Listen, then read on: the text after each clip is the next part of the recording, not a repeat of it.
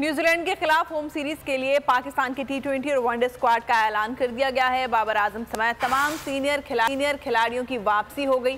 खान भी अपनी नायब कप्तानी बचाने में कामयाब रहे। दोनों टीमों के दरमियान सीरीज का आगाज 14 अप्रैल से होगा। तो नजर आ रहा है सामने लिखा हुआ है जुल्म मिटने के लिए। दो चीजों से मिटेगा भाई, एक अदल की कुर्सी पे जो लोग बैठते हैं ना, वो अदल के हिसाब से फैसले करने लगे। दूसरा, कौम निकल खड़ी उस जुल्म के खिलाफ, तो जुल्म खत्म हो जाएगा। या इन दोनों में से कोई एक चीज हो जाए या दोनों हो जाए। अगर 420 का मुकदमा था, उस वक्त अदलिया में जो लोग बैठे हुए केस देख रहे थे, वो पूछते ना यार चीट हुआ कौन है। जब उनको दिखता कोई चीट नहीं हुआ, केस खत्म कर देते।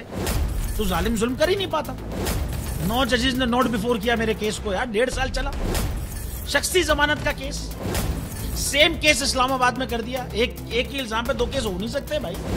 मतलब 60 दिन का वक्त होता है। 102 दिन के बाद मैं जीत गया, केस बरी हो गया। 102 दिन के बाद अपील फाइल की, एक्सेप्ट कर ली। नहीं करते ना एक्सेप्ट, खत्म हो जाता ना जुल्म यार। भरी अदालत में मुझे बरी कर दिया, फिर पता नहीं क्या हुआ 2.5 घंटे बाद का नोट बिफोर। मैं नहीं सुनता ये केस, खड़े रहते अपने फैसले पे, मिट जाता जुल्म। अल्लाह ताला ने बिठाया इन कुर्सियों पे इनको यार, ये अल्लाह ताला की तरफ से फैसले करने हैं। तो या तो ये फैसले आएंगे, जुल्म मिट जाएगा, या कौम खड़ी हो जाएगी जुल्म के खिलाफ।